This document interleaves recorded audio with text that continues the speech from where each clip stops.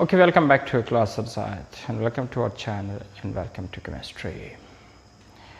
At the previous lecture, we have discussed that what is petroleum, what is the origins of petroleum, what is the composition of petroleum, and so. Today we will discuss very important topic of chemistry, that is refining of petroleum or crude oil. Refining of crude oil. So first of all, we define what is refining of crude oil. The process in which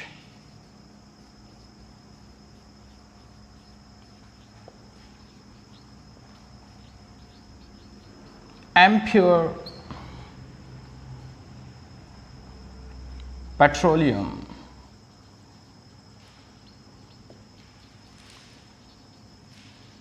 is converted into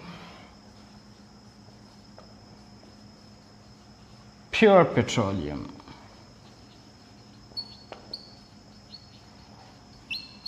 As known as refining of crude oil, you say refining of petroleum. मतलब जब impure petroleum को, crude oil को हम pure petroleum में convert कर दे तो इस process को refining of petroleum कहा जाता है. अब सवाल करेंगे कि impure petroleum से क्या मुराद है. देखिए, ये जो क्रूड ऑयल होता है, ये जो पेट्रोल ज़मीन के नीचे होता है, ये इम्प्योर इसलिए है क्योंकि इस क्रूड ऑयल में एक तो वाटर होता है, एक सल्फर होता है और इसके अलावा बहुत सारे फ्रैक्शंस होते हैं, like natural gas, petroleum ether, petrol, which is also called gasoline, kerosene, diesel, fuel oil, jet fuel, lubricant and so.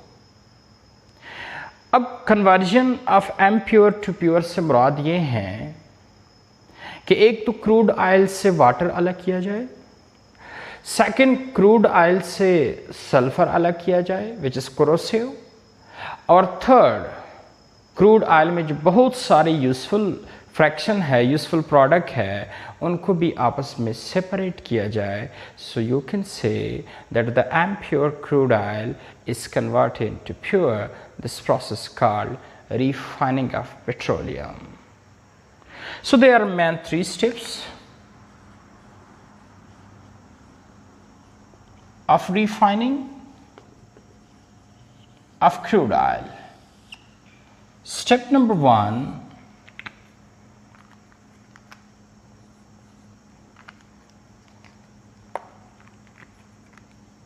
removing of water.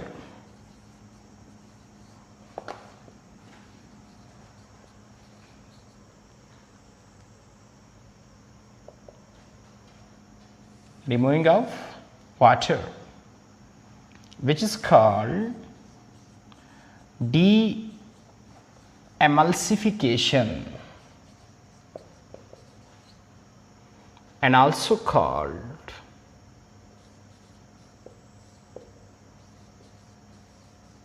Catrellus process, because Catrellus is the name of scientist जिसने सबसे पहले crude oil से water निकाला था. इसी वजह से इस प्रोसेस को साइंसदान ने अपने नाम से नाम दे दिया. सो जो पहला स्टेप है रिफाइनिंग का, क्रूड ऑयल को विच इज इम्प्योर, इसको प्योर करना, that is removing of water which is known as de emulsification. जो सेकेंड स्टेप है that is removing of sulphur. Removing of sulfur, which is known as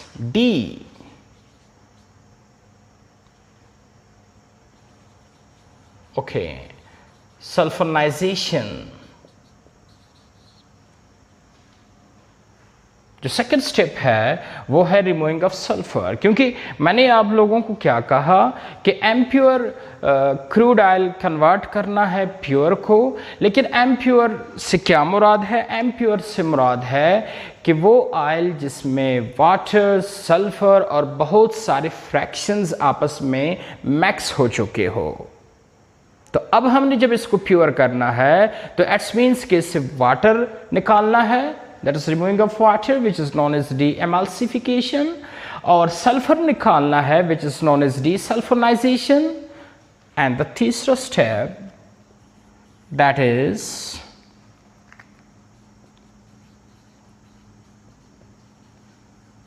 fractionation, which is also known as fractional distillation।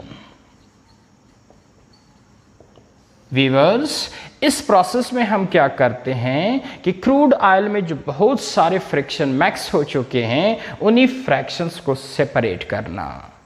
जब crude oil से water निकल जाए, जब crude oil से sulphur निकल जाए, जब क्रूड ऑयल में बहुत सारे फ्रैक्शन जो मैक्स थे वो सेपरेट हो जाए, तो आप कह सकते हैं कि impure converted to pure, and this process called refining। So main three steps of the refining: one, removing of water, removing of sulfur, and the third one is the separation of the fraction of the crude oil into different product. And removing of water is de-emulsification, and also called Cottrellis process because that is the name of scientist. And removing of sulfur is desulfurization, and separation of the crude oil into different fraction, that is known as fractional distillation। So now we will discuss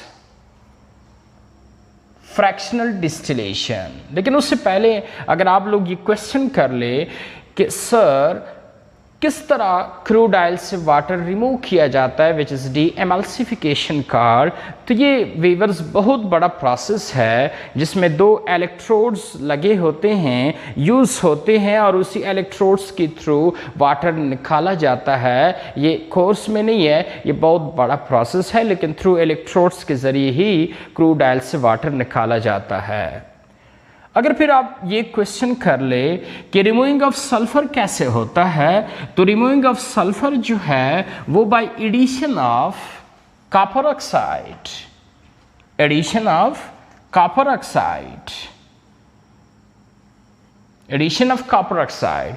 copper oxide added होता है, वो sulphur के साथ react कर लेता है और copper sulphide बना लेता है, and such a copper sulfide later on precipitate। Once again, how the removing of sulfur takes place: when copper oxide is added, then they form copper sulfide which make a precipitate, and such a precipitate that later on can be removed very easily। The third process, that is known as fractional distillation, that is known as fractional distillation। So now the question that कि crude oil में जो बहुत सारा product मौजूद है, जो बहुत सारे फ्रैक्शंस मौजूद है, वो फ्रैक्शन कैसे रिमूव होते हैं, वो जिस प्रोसेस से होते हैं उसको हम डिस्टिलेशन बोलते हैं। फ्रैक्शनल डिस्टिलेशन से पहले मैं ज़रा डिस्टिलेशन समझाऊं कि डिस्टिलेशन क्या है और इसका प्रिंसिपल क्या है, फिर टाइप्स ऑफ डिस्टिलेशन समझाऊं, फिर उसमें मैं बता दूंगा जी फ्रैक्शनल डिस्टिलेशन क्या होता है। So first of all focus on जी what is distillation.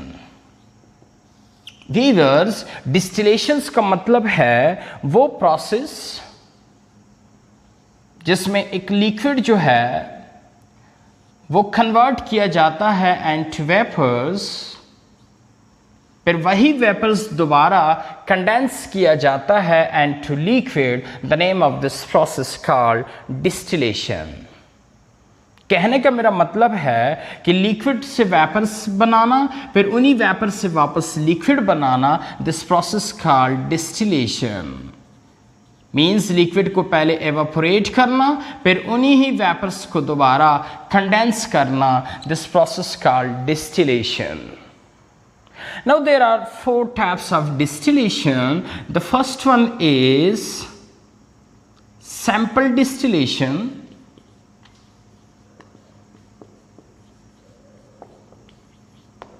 The second one is fractional distillation.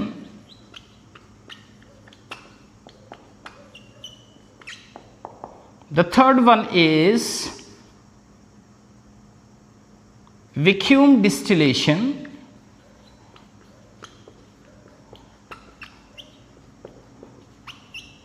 Which is also called under reduced pressure distillation. Under reduced pressure distillation. And the fourth one is called steam distillation.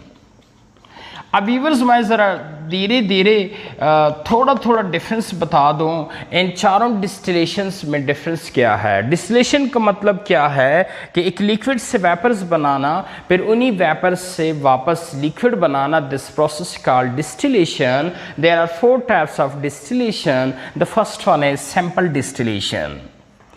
Sample distillations का मतलब है कि वो distillation जिसमें जो liquid convert into vaporise and then vapour convert into liquid, लेकिन इसमें जो फ्रैक्शंस होते हैं, जो मिसिबल्स कंपोनेंट होते हैं, उनका जो बॉइलिंग पॉइंट होता है वो 30 डिग्री से ज़्यादा होता है।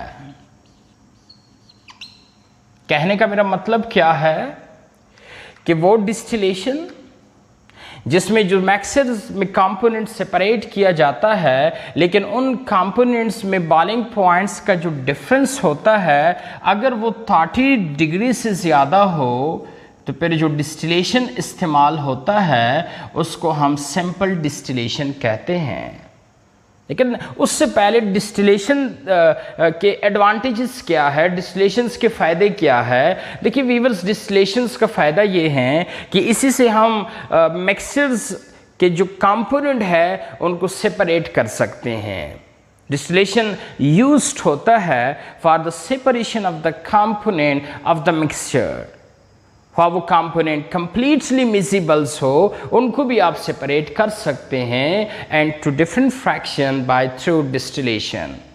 लेकिन जब हम डिस्टिलेशंस के थ्रू कंपोनेंट्स को सेपरेट करते हैं तो अगर उन कंपोनेंट्स में बॉइलिंग पॉइंट का डिफरेंस 30 डिग्री से ज़्यादा हो तो फिर जो डिस्टिलेशन यूज़ होता है दैट इज सैंपल डिस्टिलेशन।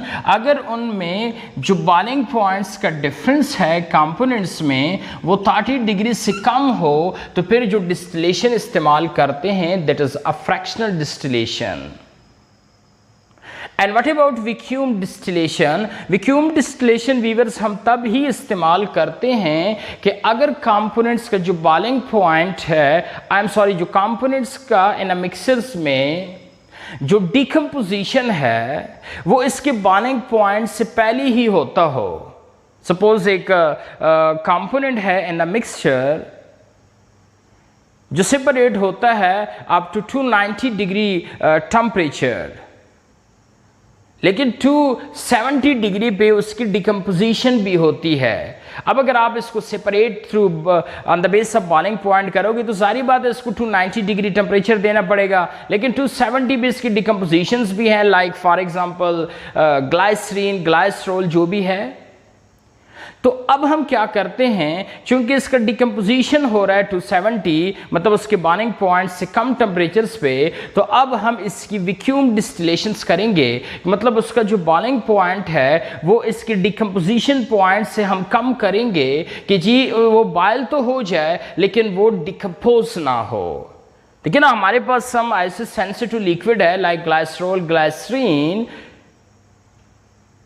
जिसका जो बॉइलिंग पॉइंट है उसका डिकम्पोजिशन पॉइंट भी है, मतलब जिस टेम्परेचर पे वो बॉयल होता है उसी पे डिकम्पोज भी होता है। अब हमने क्या करना होता है, उसको जस्ट बॉयल करना होता है, डिकम्पोज तो नहीं करना होता, लेकिन बॉयल करेंगे तो सारी बात है डिकम्पोज भी होगा। तो अब हम इसकी वैक्यूम डिस्टिलेशन करेंगे, मतलब उसका जो बॉइलिंग पॉइंट है वो इसकी डिकम्पोजिशन पॉइंट से कम करेंगे कि जी ये बॉयल तो हो जाए लेकिन डिकम्पोज ना हो। तो उसके लिए फिर हम जो डिस्टिलेशन करते हैं that is vacuum distillation which is also called under reduce pressure distillation. इसलिए कहते हैं क्योंकि बॉइलिंग पॉइंट तब ही कम होता है अगर आप उसका एक्सटर्नल प्रेशर कम कर दे। जो लास्ट टाइप ऑफ डिस्टिलेशन है दैट स्टीम डिस्टिलेशन, ये उन्हीं लिक्विड के लिए इस्तेमाल होता है जो वाटर में सॉल्युबल ना हो लेकिन स्टीम में सॉल्युबल हो। लाइक एनालीन जो है, एलानीन में क्या है, बेंजीन रिंग के साथ NH2 ग्रुप है दैट इज एनालीन। और इसके अलावा जो नाइट्रोबेंजीन है, मतलब बेंजीन रिंग के साथ जब NO2 ग्रुप आ जाए दैट इज नाइट्रोबेंजीन, ये ऐसी लिक्विड है जो वाटर में सॉल्युबल नहीं है लेकिन स्टीम में सॉल्युबल है। तो इसके लिए जो डिस्टिलेशन इस्तेमाल करते हैं that is steam distillation called. So once again what is distillation? Distillation का मतलब है लिक्विड को वेपर्स में कन्वर्ट करना विच इज एवापोरेशन, फिर उसी वेपर्स को दोबारा लिक्विड में लाना वापस that is condensation. This process called distillation. लेकिन इसका फायदा फिर क्या होगा, एडवांटेज क्या होगा कि जी लिक्विड वेपर में हुआ और वेपर वापस लिक्विड में हुआ, इसके बहुत सारे फायदे हैं। लेकिन जो सबसे बड़ा फायदा है वो है separation of the component of the mixture. मतलब मिक्सर्स में जो कंपोनेंट्स है उनको अगर सेपरेट करना हो तो उसी के लिए फिर हम यही करते हैं कि लिक्विड को पहले वेपोराइज करते हैं, फिर उसी वेपोराइज को दोबारा कंडेंस करके लिक्विड में कन्वर्ट करते हैं। उसी से फायदा ये मिल जाता है, आप नेक्स्ट देखेंगे कि जो कंपोनेंट ऑफ द मिक्सचर है वो मिजिबल क्यों ना हो, वो आपस में सेपरेट हो जाता है। लेकिन ये सेपरेशन हमें कब होगा? थ्रू डिस्टिलेशन से। सो the principle of distillation is respective boiling point. जो प्रिंसिपल है, जिस उसूल के तहत डिस्टिलेशन काम करता है वो है रिस्पेक्टिव बॉइलिंग पॉइंट। मेरे कहने का मतलब है कि अगर मिक्सर्स के कंपोनेंट में बॉइलिंग पॉइंट का फर्क है तब ही वो सेपरेट हो सकते हैं, उसकी डिस्टिलेशन हो सकती है। लेकिन हाँ, अगर कंपोनेंट्स में बॉइलिंग पॉइंट का डिफरेंस कम है, very close to each other, फिर वो सेपरेट नहीं होंगे। फॉर एग्जाम्पल, अगर आपको कोई एक मिक्सर्स गिवन करता है जिसमें 4 कंपोनेंट है A B C D, A का जो बॉइलिंग पॉइंट है that is suppose 10 degree, B का जो बॉइलिंग पॉइंट है that is suppose 50 degree, C का 100 डिग्री और D का जो बॉइलिंग पॉइंट है दैट इज सपोज 200 डिग्री, और ये सारे components of the mixture miscible भी है, मतलब ये कंप्लीटली मैक्स भी हो चुके हैं, लेकिन बॉइलिंग पॉइंट में वाज़ेह डिफरेंस है। फिर आपसे कोई कहे कि जी इन मिक्सर्स को के कंपोनेंट को मुझे सेपरेट कर दे, तो आप कैसे कर सकते हैं? Through a process called a distillation. Distillation के थ्रू कैसे करेंगे? देखिए ना, आप इसको हीट कर दे। When temperature of the mixture reach to 10 degree तो A एवापोरेट हो जाएगा, क्योंकि 10 degree is the boiling point of the A mix component in the mixture. So जब ये एवोपोरेट हो जाएगा, लिक्विड कन्वर्ट इनटू वेपर्स, फिर इन्हीं वेपर्स ऑफ द ए को दोबारा कंडेंस करके इसे वही लिक्विड दोबारा बना दे, लेकिन इसको आप अलग कंटेनर में स्टोर कर दे। तो इसी तरह A component B C D component of the mixture से सेपरेट हो गया। इसी तरह ये टेम्परेचर आप कंटिन्यू कर दे, व्हेन रीच टू 50 डिग्री, तो जो बी कंपोनेंट है वो यहां से एवापोरेट होना शुरू कर देगा, लिक्विड कन्वर्ट इनटू वेपर्स, फिर इन्हीं वेपर्स को दोबारा कूल्ड करके कंडेंस कर दे, तो ये वापस बी लिक्विड में कन्वर्ट हो जाएगा और इसको इसकी तरह एक अलग बीकर में स्टोर कर दे। इसी तरह बी कंपोनेंट भी सेपरेट हुआ। इसी तरह ये टेम्परेचर कंटिन्यू कर दे, हीट कंटिन्यू कर दे, when temperature of the mixture reach to 100 degree, तो सी बी एवापोरेट हो जाएगा, दोबारा कंडेंस कर दे, तो इसी तरह सी कंपोनेंट ऑफ द मिक्सचर भी सेपरेट हो जाएगा। लास्ट में जो कंपोनेंट रह गया डी, तो जितने भी कंपोनेंट्स थे ए बी सी डी सारे सेपरेट हो गए, लेकिन कमाल किसने किया? वो बॉइलिंग पॉइंट ने कर दिया। अब अगर इनमें बॉइलिंग पॉइंट का डिफरेंस ना होता, सबका बॉइलिंग पॉइंट सपोज 10 डिग्री होता, तो यहां पे सारे मिक्स है, तो when temperature reach to 10 degree, तो 10 डिग्री पे सारे मिलके एवापोरेट होते। तो जैसे यहां मिक्सर्स में मिक्स है तो वेपर्स फॉर्म में भी मिक्स होते, तो सेपरेशन इनकी मुश्किल होती। लेकिन सेपरेशन अब क्यों हो रही है? क्योंकि बॉइलिंग पॉइंट इनका डिफरेंस है। So on the base of respective boiling point mixers में जितने भी कंपोनेंट्स है सारे इजीली सेपरेट हो जाते हैं। एंड आपने लोगों ने देखा कि पहले हमने लिक्विड को वेपोराइज कर दिया, फिर उन्हीं वेपर्स को वापस कंडेंस करके वापस लिक्विड में कन्वर्ट कर दिया। सो इसी वजह से इस प्रोसेस को हम क्या बोलते हैं? डिस्टिलेशन बोलते हैं। फिर आप लोग जो क्वेश्चन करते थे कि sir when liquid convert into vapours and again condense into liquid, तो फिर इसका फायदा क्या हुआ? तो फायदा मैंने आपको एक बताया था कि इससे फायदा हमें यह मिल जाता है कि मिक्सर्स में जो कंपोनेंट मिक्स होते हैं वो आपस में सेपरेट हो जाते हैं थ्रू डिस्टिलेशन। फिर आप लोगों ने कहा सर हाउ, तो मैंने फिर बताया कि जो डिस्टिलेशन का प्रिंसिपल है that is respect to boiling point. फिर मैंने समझाया कि जी चारों मिक्सचर्स को, कंपोनेंट्स ऑफ द मिक्सचर्स को बॉइलिंग पॉइंट के रिस्पेक्ट से हमने कैसे सेपरेट कर दिया।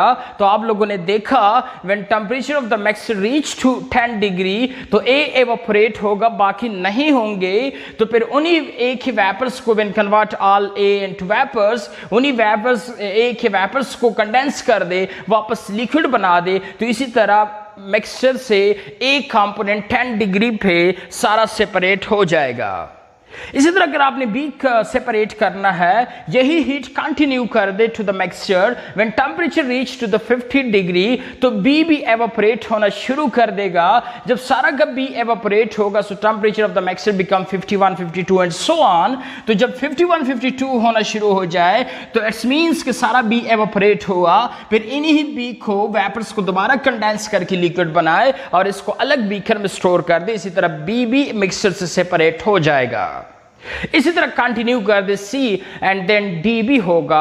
सो द प्रिंसिपल ऑफ डिस्टिलेशन की जिस उसूल के तहत काम करता है that is respect to boiling point. अब चार तरह की डिस्टिलेशंस है, जरा फोकस कर दे। सो जो हमारा पहला डिस्टिलेशन है that is a simple distillation. इसमें हम क्या करते हैं, वो mixture of the component separate करते हैं जिनका जो बॉइलिंग पॉइंट डिफरेंस हो वो मोर देन 30 डिग्री से हो। फॉर एग्जाम्पल इस मिक्सचर्स को जरा फोकस कर दे। ए का बॉइलिंग पॉइंट 10 डिग्री है, बी का बॉइलिंग पॉइंट 50 डिग्री है, तो दोनों का डिफरेंस कितना है? 40 degree. It's means the difference of the boiling point of the components more than 30 degree. It's means आप सिंपल डिस्टिलेशन कर दे, इनके मिक्सचर्स के कंपोनेंट्स सेपरेट हो जाएंगे। हाँ, लेकिन अगर मिक्सर्स के कंपोनेंट में जो बॉइलिंग पॉइंट का डिफरेंस है वो लो देन 30 डिग्री हो, लाइक 25 हो, लाइक 20 डिग्री हो, तो फिर जो डिस्टिलेशन हम इस्तेमाल करते हैं उसका नाम है फ्रैक्शनल डिस्टिलेशन। और हमारे पास एक तीसरा डिस्टिलेशन है जिसका नाम वैक्यूम डिस्टिलेशन है। ये हम कब यूज करते हैं? ये व्यूअर्स हम तब यूज करते हैं कि अगर मिक्सर्स में जो कंपोनेंट है उनमें उन कंपोनेंट्स का जो बॉइलिंग पॉइंट है वही लो, उन्हीं बॉइलिंग पॉइंट से लो ही वो डिकम्पोज होते हैं। फॉर एग्जाम्पल मेरे पास मिक्सचर्स में ग्लाइसरोल है, मेरे पास मिक्सचर्स में सपोज ग्लाइसरीन है जिसका बॉइलिंग पॉइंट 290 डिग्री है। अब फॉर एग्जाम्पल अगर आप मिक्सचर से ग्लाइसरीन अलग करोगे फ्रॉम ग्लाइसरोल तो आपको देना पड़ेगा कितना टेम्परेचर? 290 डिग्री, कि ये यहां से एवापोरेट हो जाए, फिर इनके वेपर्स को कंडेंस करके लिक्विड बना लेंगे, लेकिन ये चीज मिक्सर से अलग हो जाएगा बाय बॉइलिंग पॉइंट। लेकिन हाँ, जिस टेम्परेचर पे ये बॉयल होता है उसी पे ये डिकम्पोज भी होता है, या जिस टेम्परेचर्स पे ये बॉयल्स होता है उससे लो टेम्परेचर्स पे इसकी डिकम्पोजिशन भी होती है। फिर अगर ऐसे मिक्सचर्स को आप separate on the base of boiling point करोगे तो हम नहीं कर सकते। वजह ये है कि बॉइलिंग पॉइंट टेम्परेचर पहुंचने से पहले ही वो डिकम्पोज होगा। तो इस वक्त हम फिर क्या करते हैं कि जी बॉइलिंग पॉइंट से सेपरेट तो हो जाए लेकिन डिकम्पोज ना हो जाए, तो फिर हम इस वीवर्स ये करते हैं कि उस कंपोनेंट का जो बॉइलिंग पॉइंट है वो हम रिड्यूस कर लेते हैं उसके डिकम्पोजिशन पॉइंट से। अगर सपोज वो डिकम्पोज बॉयल टू 90 डिग्री पे होता है, डिकम्पोज भी टू 90 डिग्री पे होता है, या सपोज वो बॉयल टू 90 डिग्री पे होता है लेकिन डिकम्पोज वो 200 डिग्री पे होता है, तो हम क्या करते हैं उसका एक्सटर्नल प्रेशर कम कर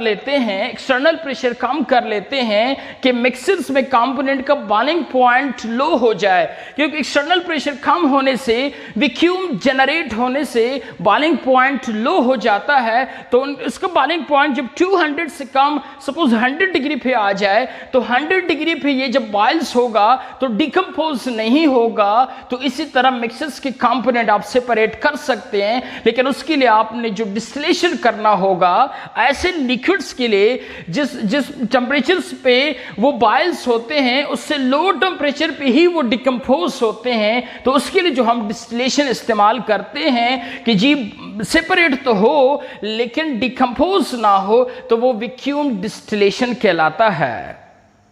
और जो लास्ट डिस्टिलेशन है that steam distillation. Steam distillation हम तब यूज करते हैं कि अगर एक कंपोनेंट सपोज वाटर में सॉल्युबल नहीं है लेकिन वो स्टीम में सॉल्युबल है, तो फिर ऐसे कंपोनेंट्स के लिए जो डिस्टिलेशन होता है दैट स्टीम डिस्टिलेशन। लाइक एनालिन्स को जरा देखिए। एनालिन्स क्या है कि अगर बेंजीन रिंग के साथ NH2 ग्रुप आ जाए तो इसको हम एनालिन्स कहते हैं। और इसी तरह नाइट्रोबेंजीन को अगर देखें, जब बेंजीन के साथ नाइट्रो ग्रुप आ जाए दैट इज नाइट्रोबेंजीन, अब ये वाटर में सॉल्युबल नहीं है लेकिन स्टीम में सॉल्युबल है, तो इनको सेपरेट करने के लिए जो डिस्टिलेशन इस्तेमाल होता है दैट इज स्टीम डिस्टिलेशन। तो what is distillation and what is the advantages of distillation and what is the principle of distillation and what is the types of distillation, तो आप लोगों ने देख लिया। लेकिन मैंने जो डिस्टिलेशन करना है फॉर व्हाट पर्पस कि क्रूड ऑयल में जो बहुत सारे कंपोनेंट्स मिले हैं, बहुत सारे फ्रैक्शंस मिले हैं, like for example natural gas है, फॉर एग्जांपल ईथर है, गैसोलीन है, कैरोसिन है, डीजल है, फ्यूल है, जेट फ्यूल है, ये सारे जो फ्रैक्शंस मिले हैं उनको भी हमने सेपरेट करना है। किस बेस पे करना है? रिस्पेक्टिव बॉइलिंग पॉइंट पे करना है।